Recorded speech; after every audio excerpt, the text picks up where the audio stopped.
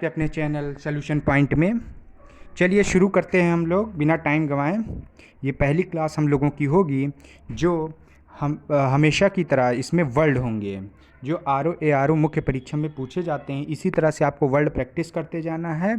चलिए देखना शुरू करते हैं। एब्रोगेशन, पहला वर्ड आता है एब्रोगेशन। एब्रोगेशन का मतलब होता है किसी चीज़ को पूरा करना, या कह सकते हैं किसी समस्या का निराकरण करना। तो एब्रोगेशन मतलब क्या होता है? निराकरण करना।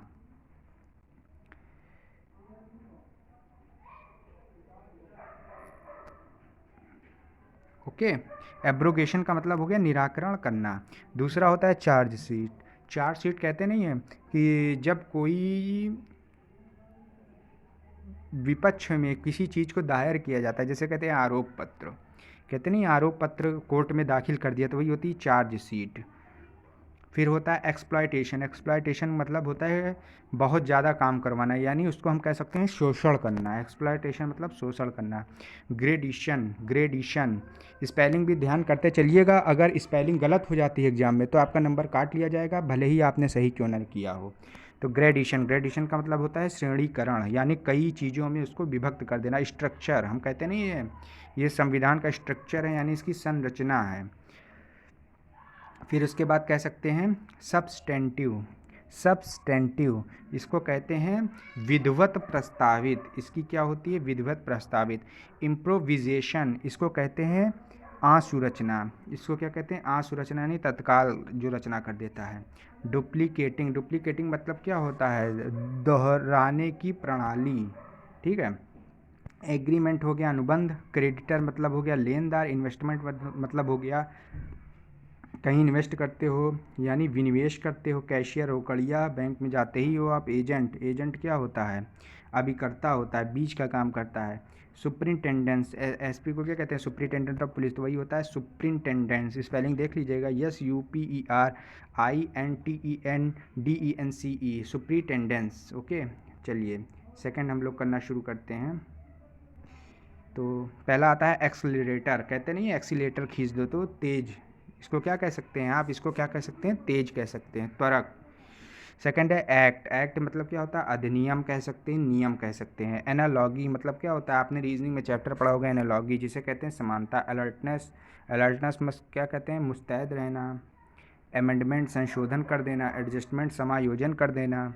एडजस्टमेंट ऑफ अकाउंट जिसे क्या कह सकते हैं? लेखा समायोजन। एड मतलब होता है सहायता। एब्सॉल्व, एब्सॉल्व करते हैं मुक्त कर देना। फिर एडजॉर्नमेंट, अगला है एडजॉर्नमेंट। एडजॉर्नमेंट मतलब होता है स्वागत करना। अपॉइंटमेंट नियुक्ति पत्र दे देना। अथेंटिक क्या होता है? विश्वसनीय हो सकता है या वास्तविक हो सकता है। एप्रोप्रिएशन इसका मतलब भी विनियोग ही होता है। जो इन्वेस्टमेंट का मतलब होता है विनियोग, उसी तरह एप्रोप्रिएशन का मतलब भी होता है विनियोग। एलोकेशन का मतलब होता है आवंटन कर देना। एनेक्सर का मतलब होता है अनुलग्नक। आप फॉर्म जब कोई भरते हैं तो लास्ट में लिखा रहता है कि ये एनेक्सर है, यानी ये फॉर्म है। ठीक है। फिर आता है एरियर। एरियर का मतलब क्या होता है? बकाया। एरियर का मतलब क्या होता है? बकाया। ऑडिट का मतलब क्या होता है? लेखा परीक्षा। अगली चीज़ देख लीजिए। अगला चीज़ आती है एब्रोगेशन, हमने शुरू में ही बता दिया था। निराकरण हो गया। एडवांस, अग्रिम हो गया। अडल्ट्रेशन मिलावट हमने बता दिया। एबव पर, अधिमूल्य पर। एबव रिटर्न, एबव रिटर्न मतलब क्या होता है? उपरोक्त। ठीक है। एबव गिवन, एबव गिवन मतलब क्या होता है? नीचे, अपर लिखित। एडवर्स, एडवर्स क्या होता है? विपरीत होता है, प्रतिकूल होता है। अप्रूवल, अप्रूवल अनुमोदन कर देना। ठीक है। एसोसिएशन एक प्रकार का संघ होता है। ठीक है। अपेंडिक्स, अपेंडिक्स का मतलब क्या होता है? जब किसी चीज़ को जोड़ दिया जाता है, यानी जिसे परसिस्ट कह सकते हैं। एबंडन मतलब त्याग देना है या परित्याग करना है। एज फॉर एज पॉसिबल, जहाँ तक संभव हो। एज फॉर एज पॉसिबल, जहाँ तक संभव हो सकता है। असेंबली स्पीकर, असेंबली स्पीकर का मतलब क्या होता है? विधानसभा अध्यक्ष। एडॉक का मतलब होता है तदर्थ। अलाउंस का मतलब होता है भत्ता, या इसी को परिसंधि कहते हैं। एथराइज्ड, एथराइज्ड मतलब क्या होता है? प्राधिकृत। एथराइज्ड का मतलब क्या होता है? प्राधिकृत। ठीक है।